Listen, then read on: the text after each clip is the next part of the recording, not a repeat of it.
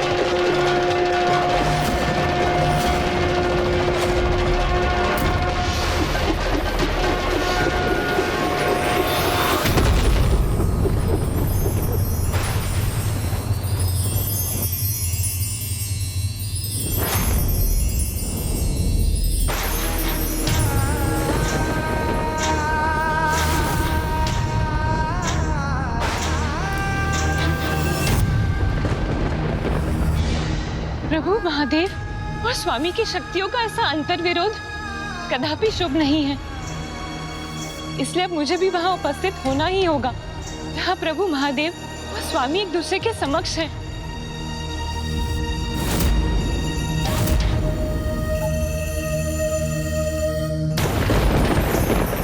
इतना अद्भुत प्रकाश!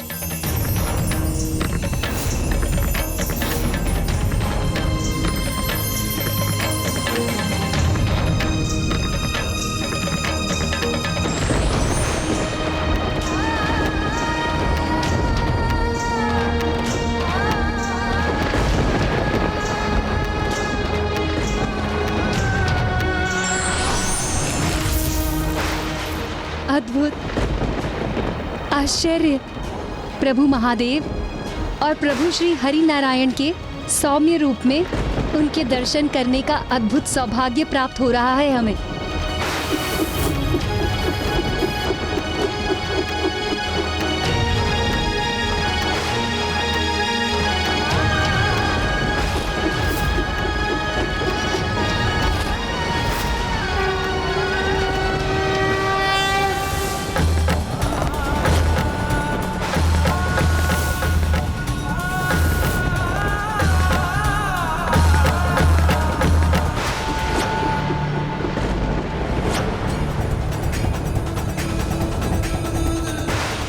दोनों प्रभु अपनी ऊर्जा के प्रभाव से एक दूसरे को सुरक्षित भी कर रहे हैं।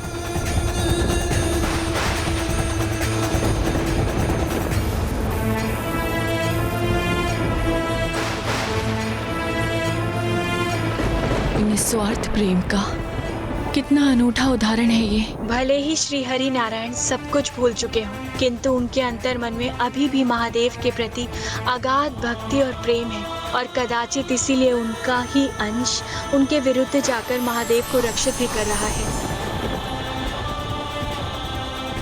हमारे स्वार्थ से उत्पन्न प्रभु के प्रति हमारा मोह सर्वथा अनुचित था, जिसके कारण हमने दोनों प्रभु के मध्य टकराव की स्थिति उत्पन्न करवा दी।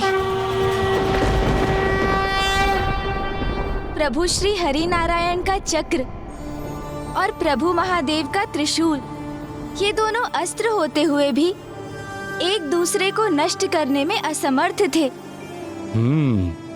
क्योंकि इनके माध्यम से दोनों प्रभु का परस्पर स्नेह ही प्रदर्शित हो रहा था। इसीलिए इनके टकराव से जो प्रकाश उत्पन्न हुआ, उसने पंच सुंदरियों के भीतर लोभ और मोह के शेष विकारों को भी नष्ट कर दिया, जिसके कारण वो अनुचित मोह और अटूट स्नेह के भेद को पहचानने में समर्थ हुई। किंतु प्रभु, मैं अभी भी एक दुविधा में हूँ। यदि प्रभु श्री हरि नारायण और महादेव के अंश एक दूसरे को रक्षित कर रहे थे, तो फिर भी आपस में युद्ध क्यों कर रहे थे? ये इसलिए मूषक जी, क्योंकि प्रभु श्री हरि नारायण को अभी भी कुछ स्मरण नहीं आया था। वो तो पंच सुंदरियों को दिए हुए वरदान से अभी भी बंधे हुए थे, और जब तक वो उस स्थिति से बाहर नहीं आते, तब तक उस युद्ध को रोकने का कोई उपाय शेष नहीं था। और अब इस युद्ध में वो होने जा रहा था जिसे कोई नहीं टाल सकता था। एक ओर मेरे प्रभु महादेव ने पशुपतास्त्र का आवाहन कर लिया था, तो वहीं श्री हरि नारायण ने अपने नारायण अस्त्र का, वो नारायण अस्त्र जिसमें समस्त ब्रह्मांड की समस्त ऊर्जा संचित है,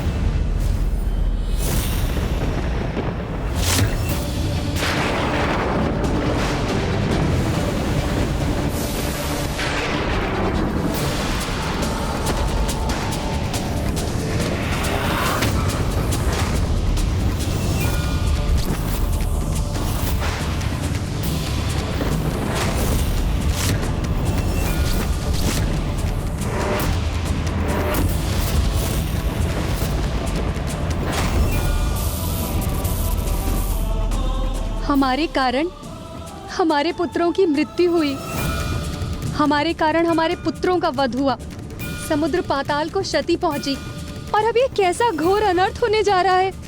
ये विध्वंस तो समस्त संसार के लिए विनाशकारी होगा।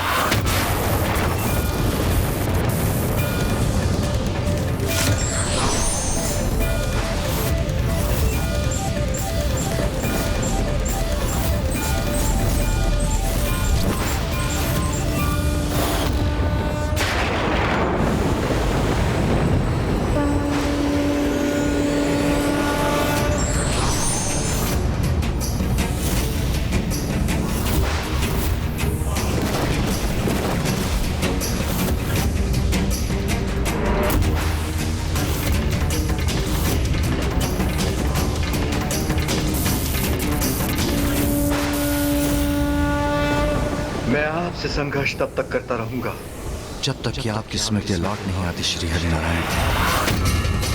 और मुझे पूर्ण विश्वास है ऐसा अवश्य होगा।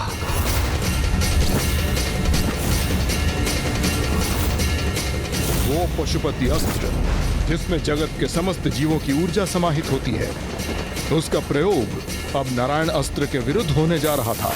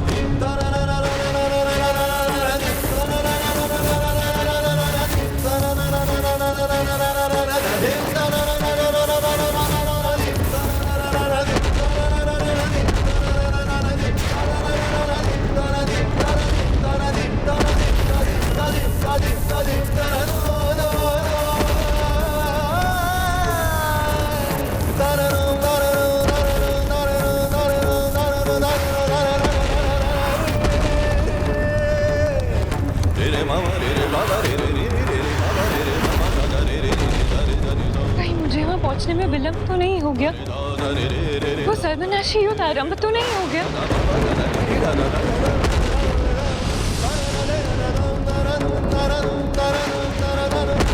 हमें शीघ्र वहाँ पहुँचना होगा।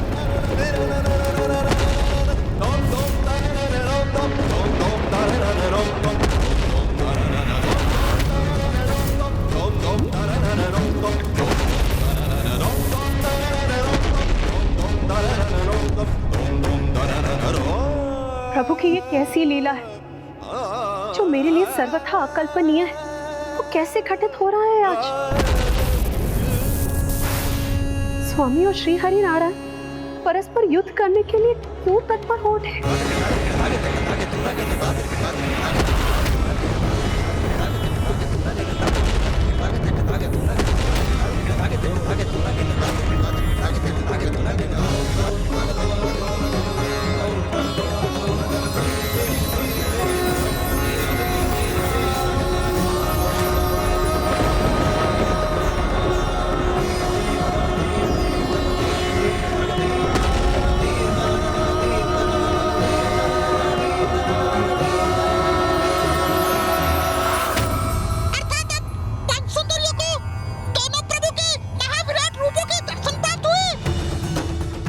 मूषक जी, क्योंकि उनके भीतर के अंतिम दो विकारों अर्थात मद और मात्सर्य अर्थात ईर्ष्या के भाव के भी नष्ट होने के कारण उनका हृदय अब सर्वथा पावन हो चुका था। और ये सत्य है कि जिनके भीतर ये विकार होते हैं वो तो किसी में भी प्रभुत्व के दर्शन करने में असमर्थ रहते हैं, और जो अपने सभी विकारों से मुक्त हो जाते हैं उन्हें कण कण में प्रभु के दर्शन प्राप्त होने लगते हैं।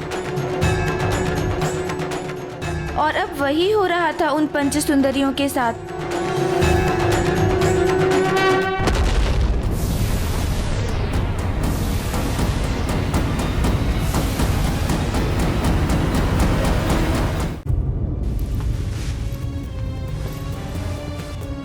ये कैसी ईर्ष्या,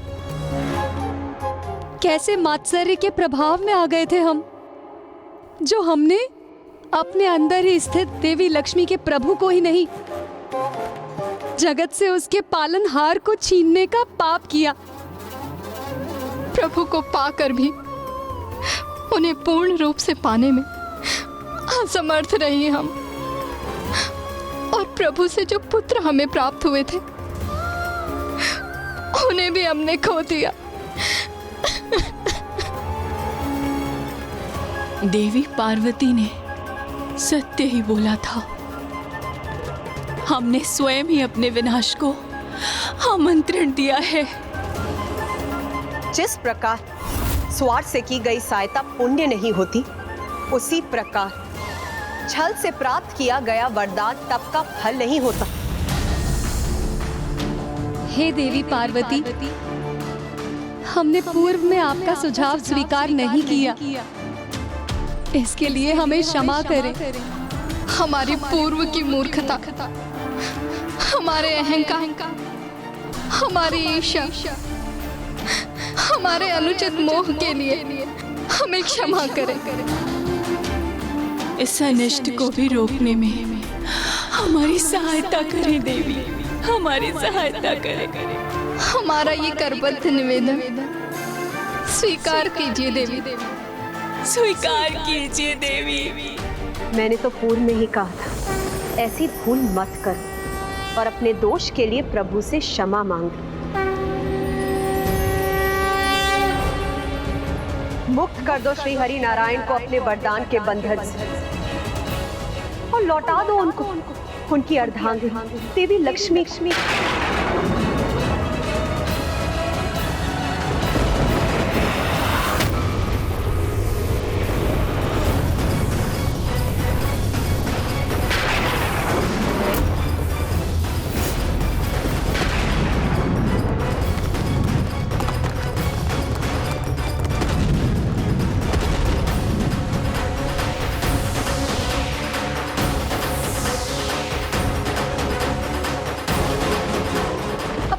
प्रतीक्षा में और विलंब कर रही हो तुम सब। लौटा दो श्री हरि नारायण को देवी लक्ष्मी को, मुक्त कर दो उन्हें अपने बंधन से।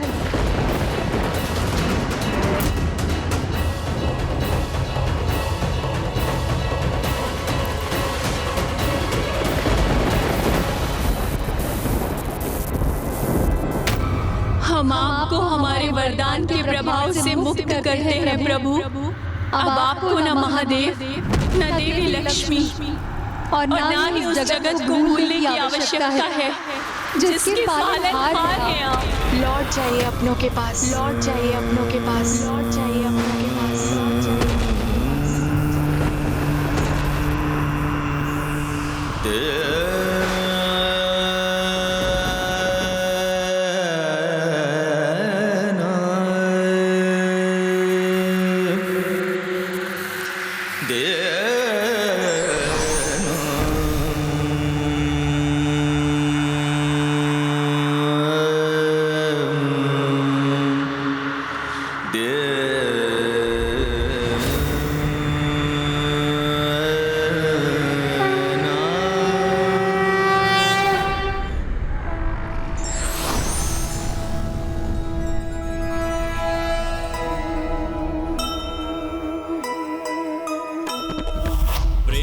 और भक्ति का अद्भुत ये नाता,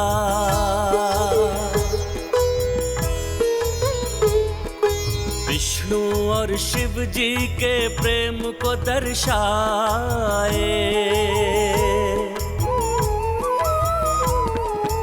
आँखों में झलक रहे भाव सभी मन के, एक दूसरे को प्रभु देखे ही जाए। हृदय में विष्णु जी के शिव की छवि है, शिव जी के हृदय में विष्णु समाए।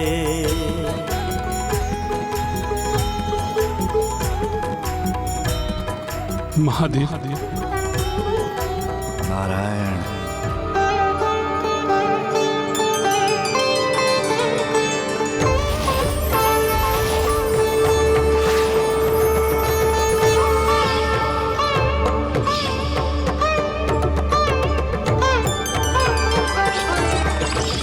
देवी लक्ष्मी।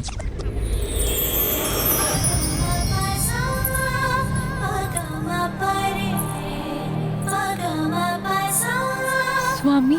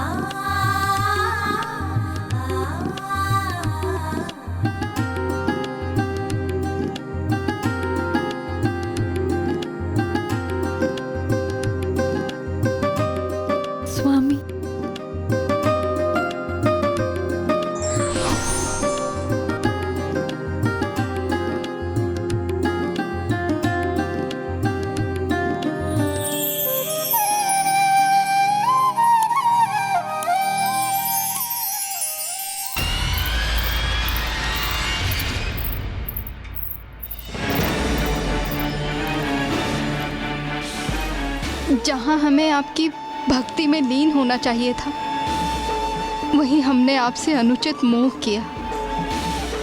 जहाँ हमें बहन लक्ष्मी की प्रसन्नता पे आनंदित होना चाहिए था, वहाँ हमने उनसे ईर्ष्या का भाव रखा।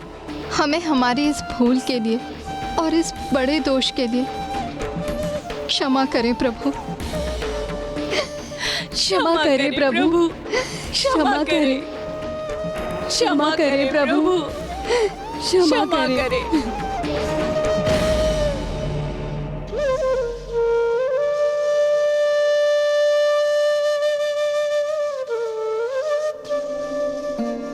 अब तो आप सभी को मात्र महादेव ही क्षमा कर सकते हैं।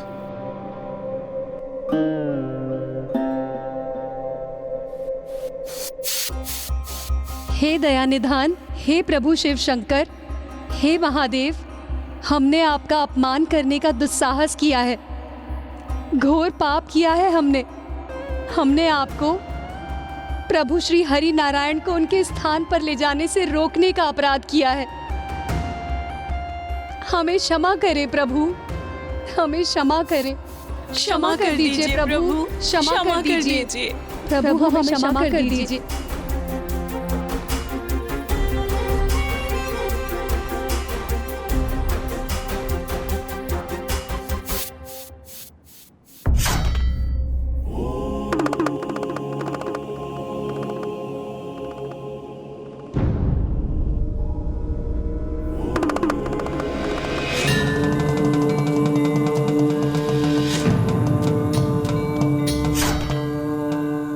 जो अपना नहीं पराया हो उसके प्रति मोह का अर्थ मात्सर्य अर्थात ईर्ष्या, और मात्सर्य का अर्थ तो विनाश ही है। प्रत्येक जीव को इसका सदैव ध्यान रखना चाहिए, क्योंकि जब भी ईर्ष्या का जन्म होता है तो वो ईर्ष्या सर्वनाश के साथ ही मिटती है।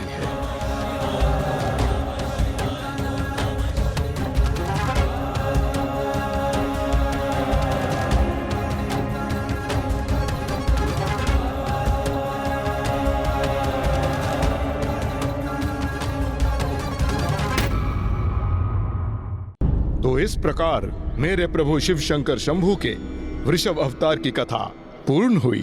अर्थात प्रभु ने अपने प्रभु वृषभ अवतार से उत्तम जीवन का एक नवीन सूत्र स्थापित किया कि कभी भी किसी पराई वस्तु अथवा व्यक्ति के प्रति मोहित नहीं होना चाहिए, और ना ही किसी भी प्रकार की ईर्ष्या को अपने हृदय में स्थान देना चाहिए, क्योंकि जो पराया है वो कभी अपना नहीं हो सकता। अब हमें प्रभु वृषभ की स्तुति करनी चाहिए।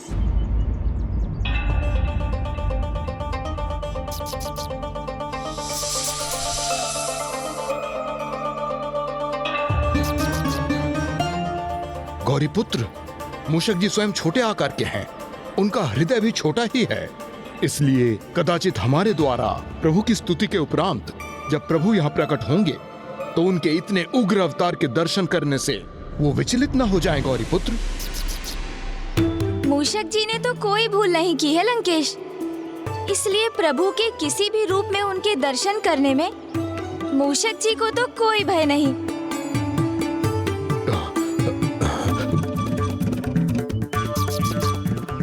किंतु गौरीपुत्र,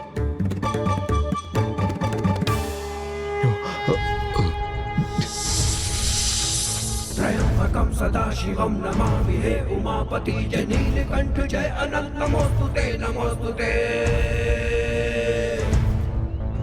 हो भोलेनाथ भक्त के हो कष्ट से निवारते, ये सृष्टि सारी संकटों से शिव ही है उबारते। ओम नमः शिवाय, ओम नमः शिवाय, ओम नमः शिवाय, ओम नमः शिवाय, ओम नमः शिवाय, ओम नमः शिवाय। जो भक्तों के आह्वान को विष्णु जी पाताल लोक गए, वरदान वश हो स्त्रियों के संग ही रहने लगे। सुनकर आकर शिव जी ने अवतार वृषभ का लिया, वध करके विष्णु पुत्र का कल्याण जग का है किया। ओम नमः शिवाय, ओम नमः शिवाय, ओम नमः शिवाय, ओम नमः शिवाय। प्रणाम प्रभु। प्रणाम प्रभु।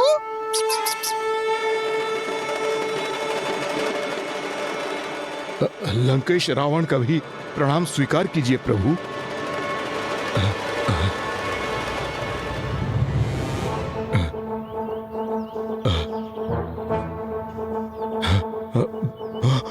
रावण, आपको मुझसे भयभीत होने की कोई आवश्यकता नहीं। मैं प्रभु के आत्मलिंग को आपसे लेने नहीं आया हूं। मैं भयभीत नहीं हूं प्रभु, क्योंकि मुझे ज्ञात है कि मेरे प्रभु के आत्मलिंग को मुझसे कोई नहीं छीन सकता। और शीघ्र ही मैं इनके साथ लंका नगरी भी पहुंच जाऊंगा, क्योंकि इस वन के उस पार कोंकण है और वहीं से कुछ दूर सागर तट, और फिर मेरी लंका। आज के सूर्यास्त के पूर्व ही ये लंकेश अपनी नगरी में होगा। आप भूल रहे हैं लंकेश, तट के निकट पहुंचने पर भी नौका का डूबना संभव है, और फिर यहाँ जो कुछ भी पराया है वो तो पराया ही रहता है।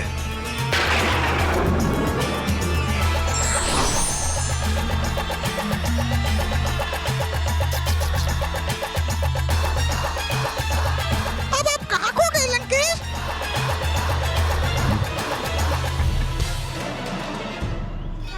आप ऐसे स्तब्ध क्यों रह गए लंकेश? मूषक जी ने तो आपसे मात्र इतना ही पूछा कि आप किन विचारों में डूब गए। मेरे विचार से गौरी पुत्र, अब यहाँ मूषक महाराज का कार्य संपन्न हुआ, इसलिए अब इन्हें यहाँ से लौटना चाहिए, अन्यथा ये हमारी गति मध्यम कर देंगे और मुझे शीघ्र लंका पहुंचना है।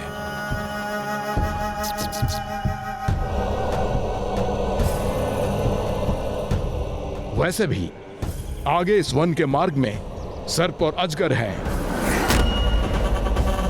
तब तो आप दोनों ही आगे बढ़िए, मैं स्वयं ही लौट जाता हूँ।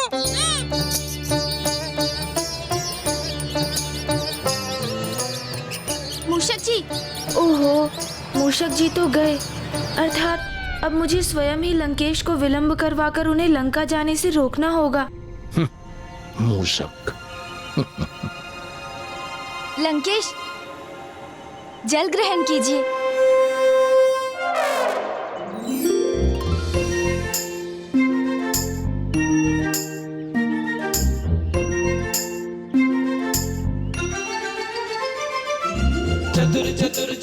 क्या हुआ गौरी पुत्र, अब आप कहाँ खो गए? मैं तो बस इसी को लेकर चिंतित हूँ लंकेश, कि कहीं प्रभु वृषभ के वचन सत्य ना हो जाएं। किंतु आप तो उन्हें लेकर तनिक भी व्यथित नहीं।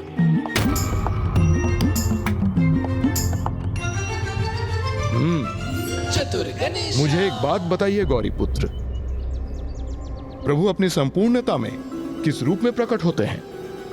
प्रभु के समस्त रूप, समस्त अवतार तो एक ही हैं, किंतु महादेव ही देवों के देव हैं, वो ही सर्वोच्च हैं। उचित कहा आपने, क्योंकि वो ही महानतम हैं। और अब ये भी बताइए मुझे कि संसार में प्रभु का महानतम भक्त कौन है? महादेव के महानतम भक्त लंकेश, परशुराम जी।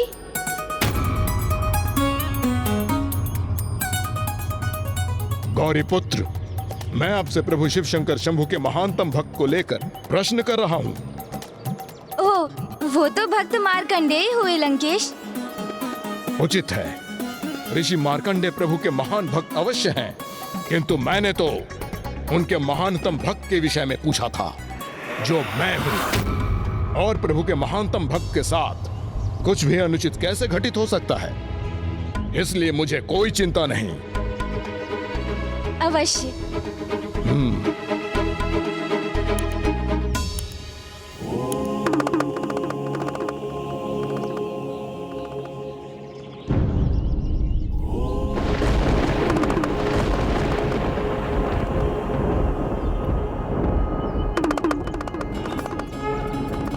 और देखिए गौरी पुत्र, मेरे प्रभु शिव शंकर शंभु तो सदा मेरे साथ हैं। उसका प्रमाण आपके समक्ष है।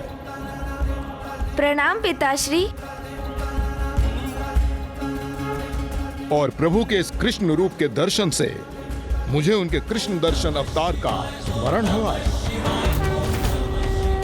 आइए, अब मैं आपको प्रभु अवतार की अगली कथा सुनाता हूँ। लंकेश, प्रभु के कृष्ण दर्शन अवतार की कथा कैसे और कहां से आरंभ होती है?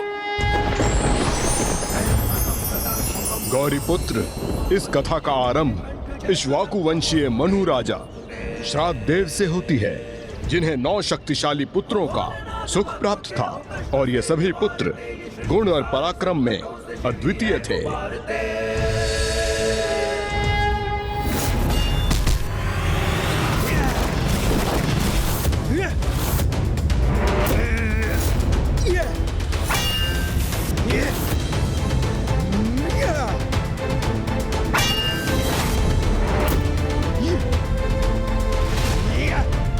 मेरा पराक्रम सबसे उत्तम होगा, ये तो अभी ज्ञात हो जाएगा भ्राता।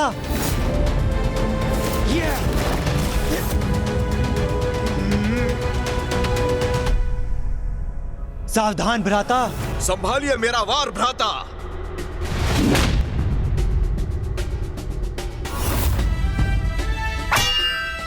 भ्राता, ये दाव मेरा आपको चित्त कर देगा। कदापि नहीं, चित्त तो आप होंगे भ्राताश्री। या, या,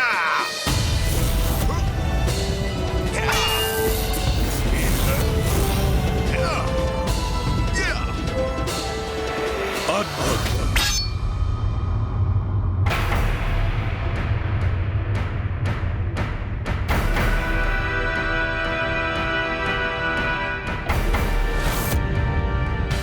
प्रणाम पिताजी। तुम 8 पुत्रों पर मुझे गर्व है। तुम्हारा पराक्रम, तुम्हारा युद्ध कौशल अद्भुत है। बस इस बात का दुख है कि वो यहां नहीं है। तुम 8 के साथ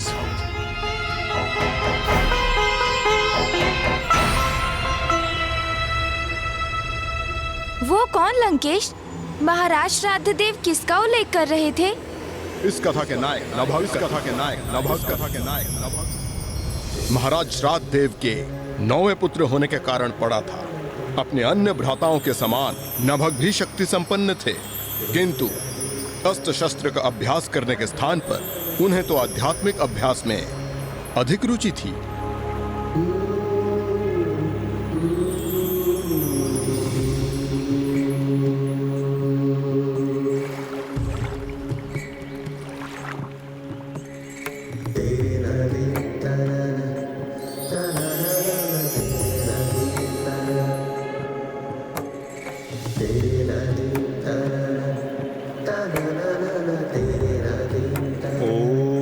नमः शिवाय।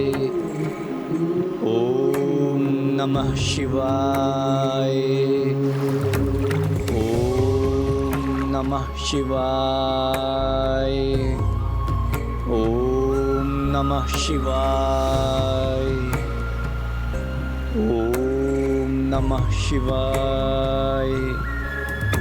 ओम नमः शिवाय। इस प्रकार बहुत समय बीत गया और जब श्राद्धदेव वृद्ध हो गए तो राज्य का कार्यभार का दायित्व उनके 8 पुत्रों ने संभालना आरंभ कर दिया।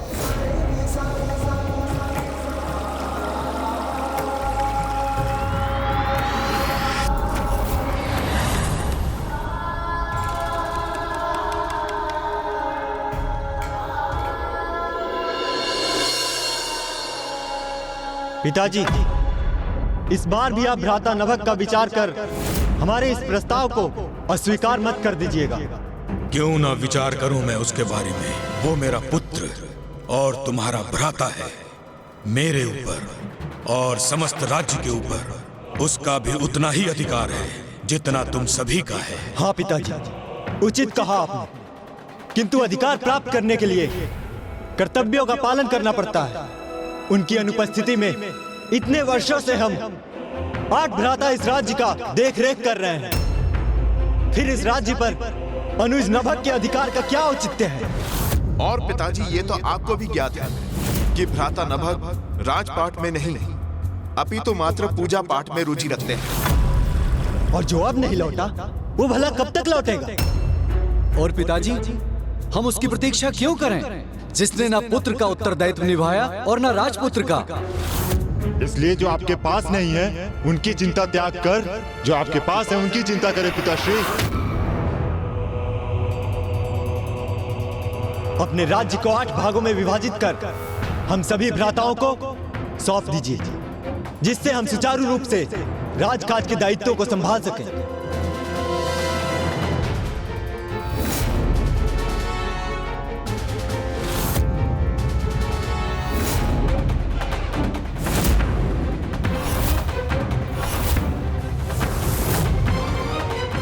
यदि तुम आठों भ्राताओं की यही कामना है तो संसार के सर्वोच्च शिखर पर स्थित होकर मैं मनु श्राद्ध देव संसार की सभी अष्ट दिशाओं को मैं तुम सभी आठों भ्राताओं में विभाजित करता हूं।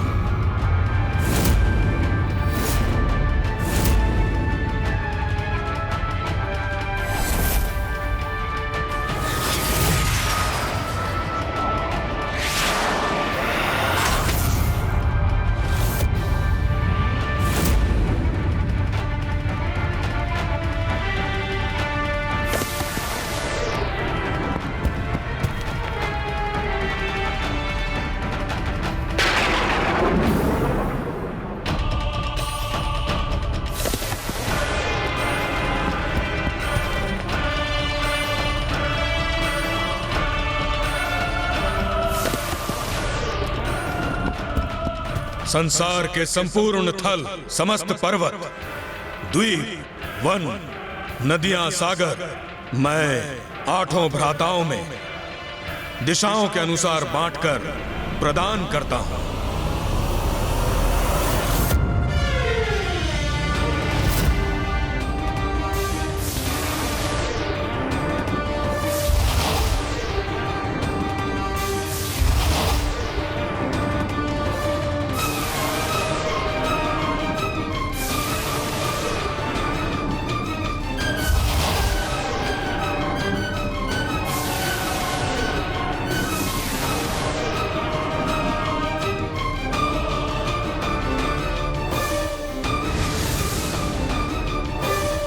अर्थात उन्होंने अपने 9वें पुत्र नभग को देने के लिए कुछ शेष नहीं रखा। हाँ गौरी पुत्र, उनका संपूर्ण राज्य अर्थात उनके पास जो भी था वो उनके 8 पुत्रों में विभाजित हो चुका था, तो नभग के लिए तो कुछ भी शेष नहीं रहा। इसकी चिंता और ग्लानि के कारण ही महाराज श्राद्ध देव के स्वास्थ्य का हनन होने लगा, और इस अवस्था में भी उनके मुख, उनकी जीवा पर एक ही नाम था।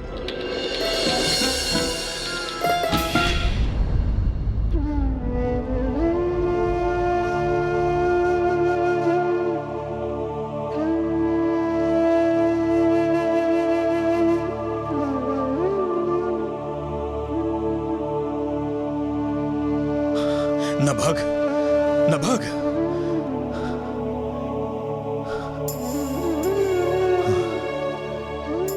कहाँ है मेरा पुत्र नभग? वो आ गया क्या?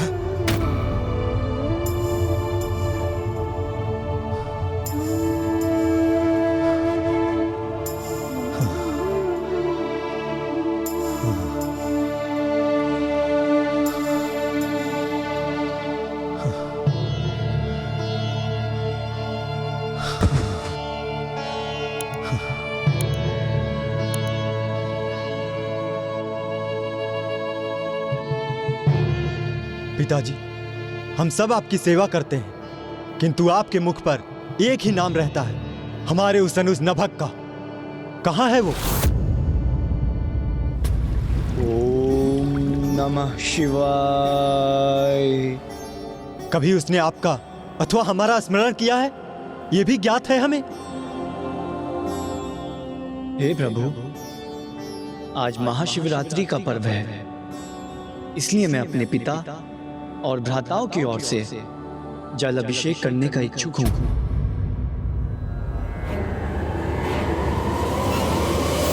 ओम त्र्यंबकं यजामहे सुगंधिं पुष्टिवर्धनम् उर्वारुकमिव बंधनामृत्येर्मुक्षीयमामृता।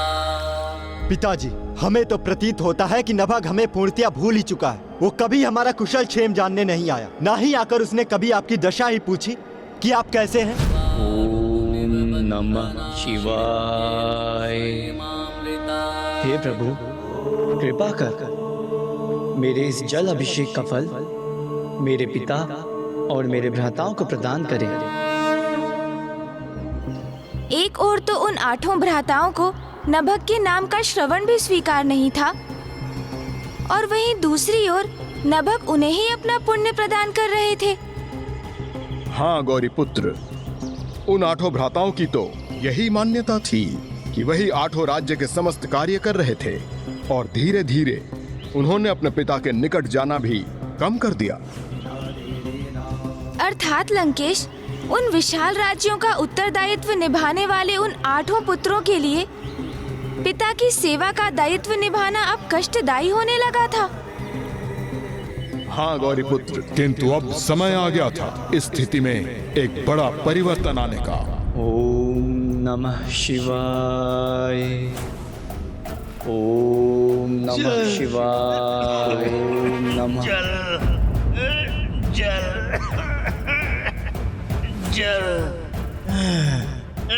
ये वृद्ध उस जलाशय तक पहुंचकर अपनी प्यास को शांत करना चाहता है।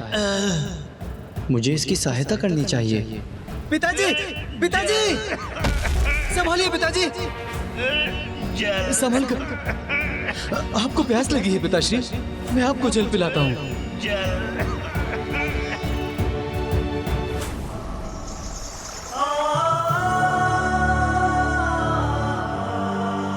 अद्भुत है पिता और पुत्र का संबंध। पुत्र के जीवन के आरंभ में पिता पुत्र को उंगली पकड़कर उसका मार्गदर्शन करते हैं, उसके सहायक बनते हैं। तो फिर आयु में वृद्धि होने पर पुत्र पिता का सहायक बनता है। यदि ये बालक अपने पिता के प्रति कर्तव्य निभा रहा है तो मैं कैसे चूक गया? मेरे पिता भी तो अब वृद्धावस्था में ही होंगे, उन्हें भी मेरी सहायता की आवश्यकता होगी। मेरे भ्राता अवश्य वहाँ हैं, किंतु मुझे इस समय उनके साथ होना चाहिए। मुझे अपने कर्तव्य का निर्वहन करना चाहिए।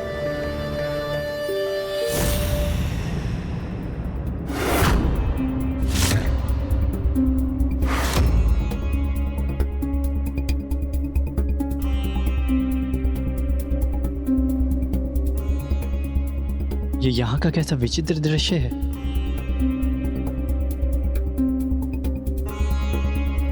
आठ सिंहासन,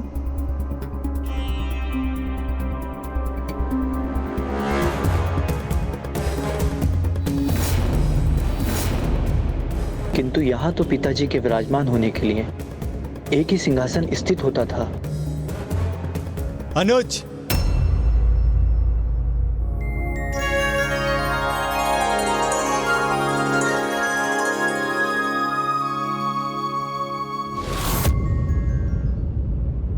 तुम यही विचार कर रहे हो ना कि पूर्व में इस राज्यसभा में एक ही सिंहासन था और अब 8 सिंहासन कैसे हैं?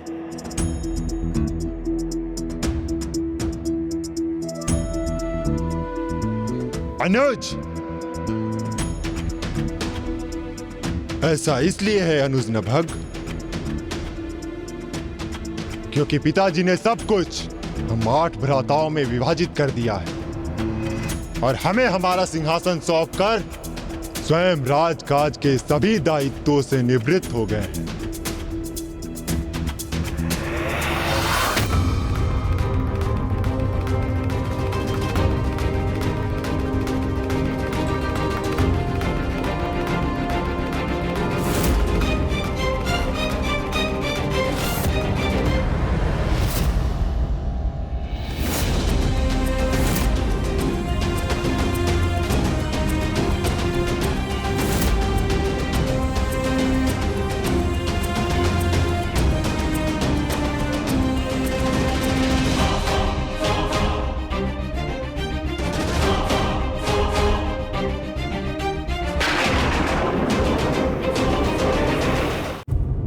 प्रणाम भ्राताओं। तुम अब यहाँ क्यों आए हो? अपना मार्ग भूल गए हो या कोई विवशता तुम्हें खींच लाई है यहाँ? इतने वर्षों के उपरांत तुम यहाँ अपना अधिकार प्राप्त करने तो नहीं आए हो ना?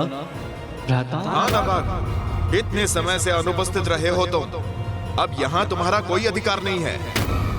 यहाँ जो विभाजन होना था वो बहुत समय पूर्व हो चुका है, इसलिए यहाँ कुछ भी प्राप्त करने की आशा मत रखना। अनुज, हम सब अपना उत्तरदायित्व निभा रहे हैं यहाँ, इसलिए यहाँ का समस्त अधिकार अब हमारा है।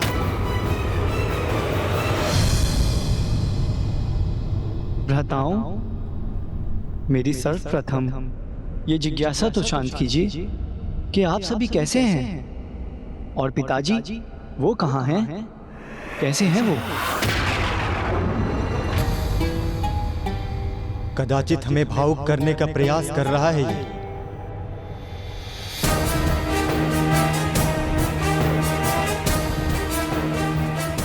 बात टालने का प्रयास मत करो अनुज।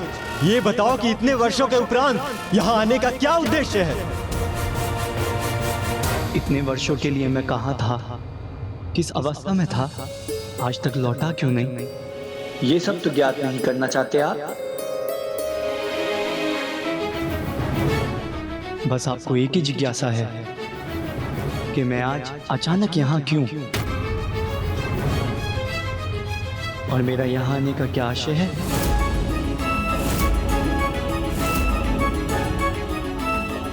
यदि ये इस राज्य में अपना भाग मांगेगा तो हम इसे कदापि नहीं देंगे।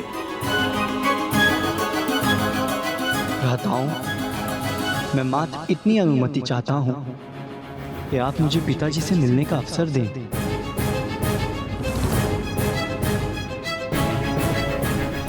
मुझे आशा है कि आप अपने अनुज को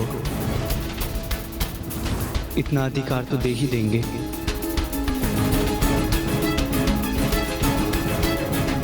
मुझसे, एक पुत्र से अपने पिता के दर्शन करने का अधिकार तो मत छीनिए आप।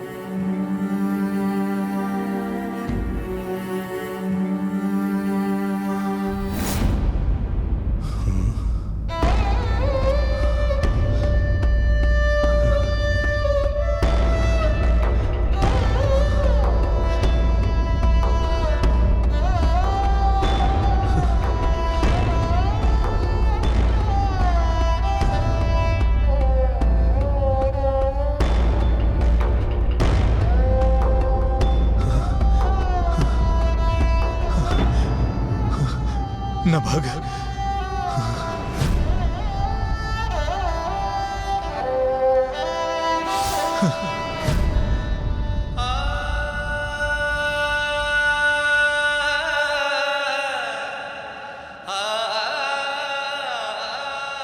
इस आशा में कि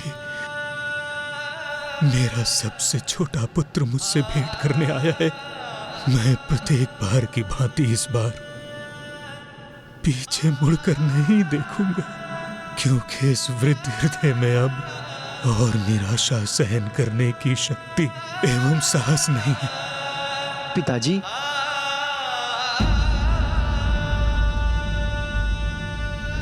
पुत्र, कब तुम वास्तव में मेरी दृष्टि के सम्मुख होगे, कब मुझे तुम्हारे आने की मिथ्या आवाज से मुक्ति मिल पाएगी?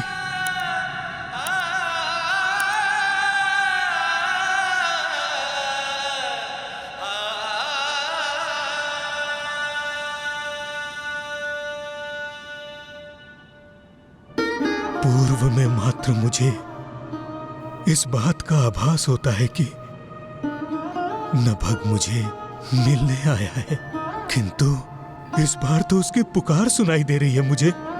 ये स्वर तो आपके नभग का ही है। देखिए पिताजी, आपका नभग ही आया है यहाँ।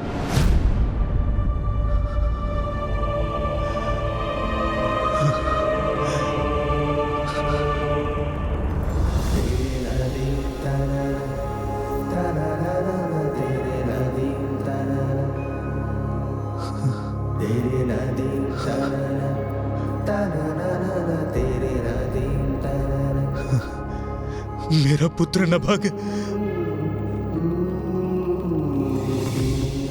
नभग, नभग, पिताजी, नभग, पिताजी, संभालिए स्वयं को। नभग, मेरा पुत्र नभग, तुम आ गए। नभग, मुझे तो विश्वास नहीं हो रहा। मुझे तो लग रहा है जैसे मैं कोई स्वप्न देख रहा हूं। पुत्र तुम आ गए।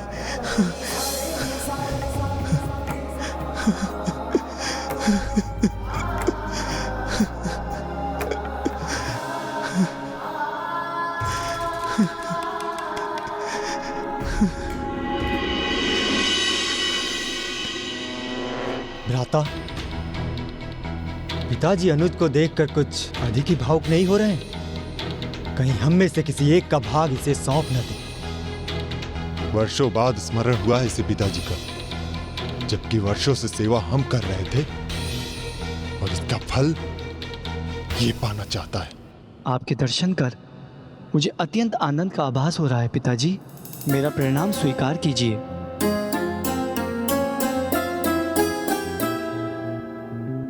अपने इस पुत्र को आशीष दीजिए पिताजी।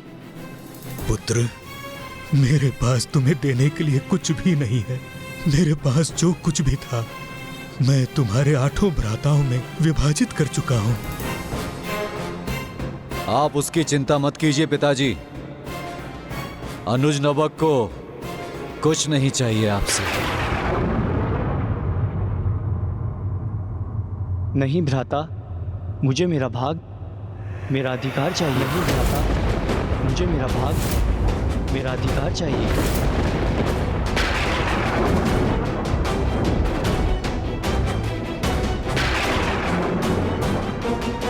मुझे ज्ञात था, इतने वर्षों तक वन में वास करने पर भी सांसारिक सुखों के प्रति तुम्हारी आसक्ति नष्ट नहीं हुई। इधर उधर भटकने के पश्चात थक चुके हो तो बिना श्रम किए आ गए यहाँ अपना अधिकार मांगने।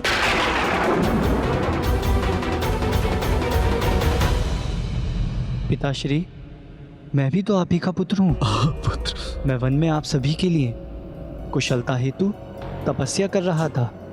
ये मेरा श्रम था, इसलिए अब मुझे अपना अधिकार अवश्य चाहिए पिताजी। आपका सबसे छोटा पुत्र होने के नाते आप मेरे अधिकार से मुझे कैसे वंचित कर सकते हैं पिताजी? लेकिन हम अपने भाग से तुमको कुछ भी नहीं देने जा रहे हैं। हाँ पुत्र, तुम्हारे भ्राता तुम्हें कुछ नहीं देना चाहते। मैं राज्य पर से अपना अधिकार खो चुका हूं। मेरे पास तुम्हें देने के लिए कुछ भी नहीं है। मेरा स्वयं पर ही अधिकार रह गया है बस। तो इसमें चिंता की क्या बात है पिताजी? क्योंकि मुझे तो मात्र आप ही चाहिए। मुझे तो मात्र आप ही चाहिए। मात्र आप ही चाहिए। मात्र आप ही चाहिए। क्या क्या मांगा आपने पिताजी से?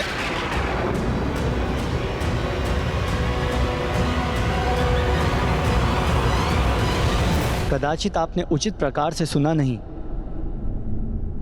मुझे और कुछ नहीं, मात्र पिताजी चाहिए। जिस प्रकार एक पिता की उसकी संपूर्ण संपत्ति उसकी संतान होती है, उसी प्रकार एक संतान की संपत्ति उसके माता पिता होते हैं। इसलिए मैं आपको अपने भाग के रूप में पाना चाहता हूं पिताजी।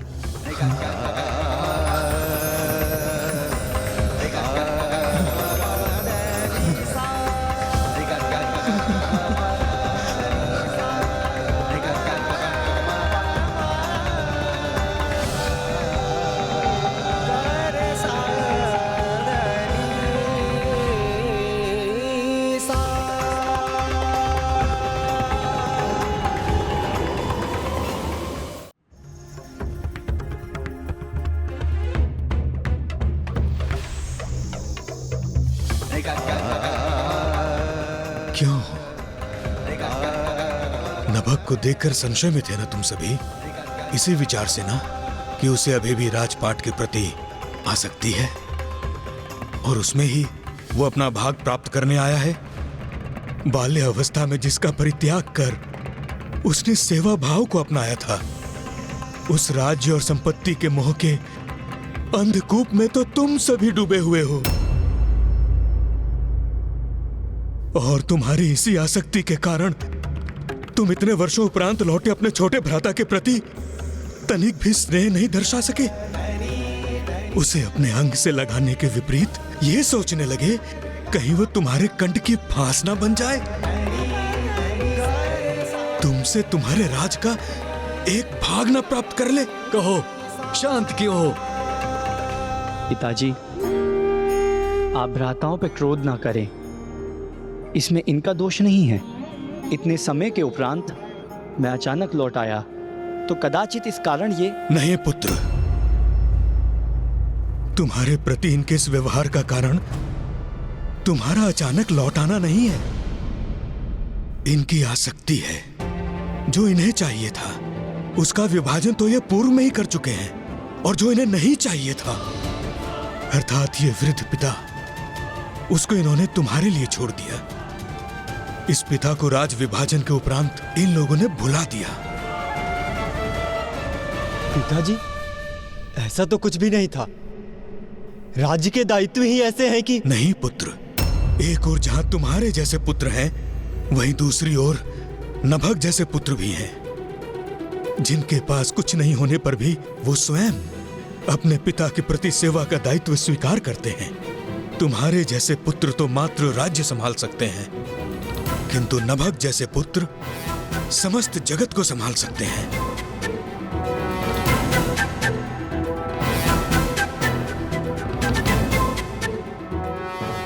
और इस प्रकार नभग अपने पिता के साथ महल छोड़ अब एक कुटिया में रहने लगे। किंतु वहां भी तो उन्हें अब एक नवीन समस्या का सामना करना था। गौरी पुत्र,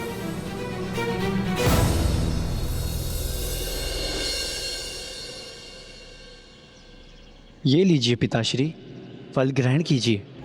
पुत्र, तुम भी कुछ फल क्यों नहीं ग्रहण करते हो? मुझे तनिक भी भूख नहीं है। मेरा उदर पूर्ण रूप से भरा हुआ है।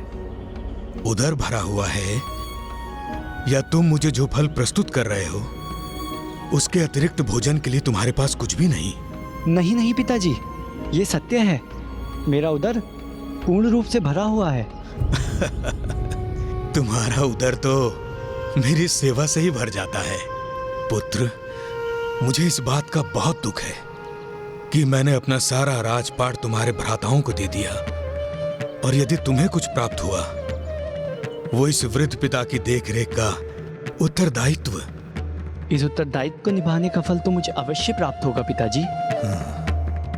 आपका पुत्र सारी व्यवस्था कर लेगा, क्योंकि जिन प्रभु ने ये उदर दिया है उसे भरने का उपाय वे अवश्य देंगे। मार्ग है पुत्र, मार्ग है।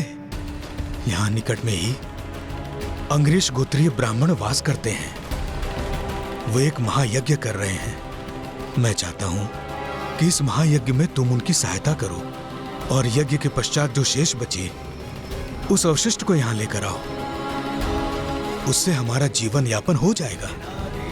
जो आज्ञा पिताश्री।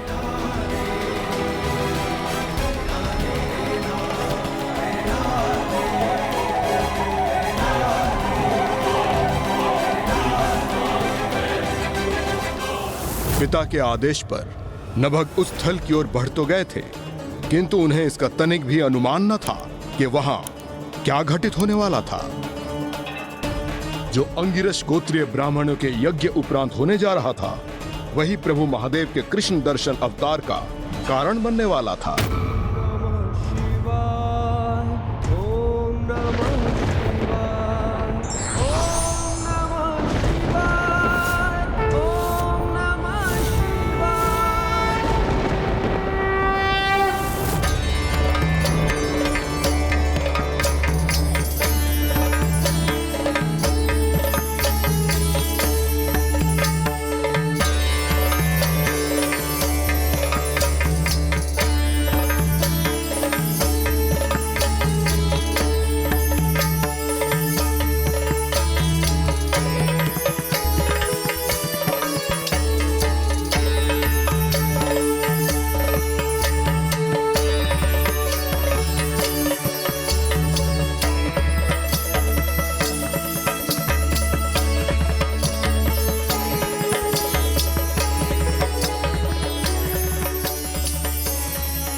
ये कैसा विचित्र यज्ञ स्थल है, जहां मुझे मात्र कुछ गतिशील दिव्य ऊर्जाओं के ही दर्शन प्राप्त हो रहे हैं।